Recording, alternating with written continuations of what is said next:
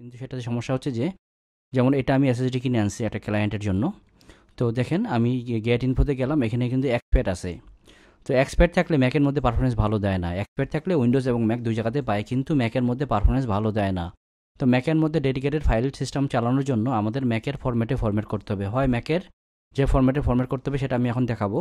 না হলে যেটা সমস্যা হয় যে আমরা অনেক সফটওয়্যার চালাতে ভালো পারফরমেন্স পাই না এবং অনেক কিছু এখানে ইনস্টল করা যায় না। তো ডেডিকেটেডলি ম্যাকের জন্য ড্রাইভ করার জন্য যেটা করব, আমি প্রথমে এটা আমি কানেক্ট করছি, অবশ্যই এখানে কোনো ফাইল রাখা যাবে না। এরপরে আমি ডিস্ক ইউটিলিটিতে গেলাম, ডিস্ক ইউটিলিটি সার্চ বাটন থেকে এটা কীভাবে গেলাম, আমি এখান থেকে সার্চ বাটন থেকে ডিস্ক ইউটিলিটিতে গেলাম। ডিস্ক ইউটিলিটিতে গিয়ে এটা ভালো করে খেয়াল করতে হবে, এটা সচরাচর অনেক সময় যেটা থাকে, এটা এই জায়গাটাতে অনলি ভলিউম থাকে।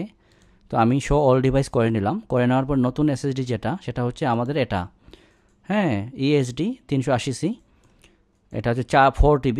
হ্যাঁ, খুব ভালো করে খেয়াল করতে হবে, নাহলে কিন্তু অন্য অন্য ড্রাইভ ফরম্যাট হতে পারে। এবং আমরা কনফার্ম হওয়ার জন্য দেখে নিলাম যে এখানে কোনো ফাইল আছে কি না, না কোনো ফাইল নাই।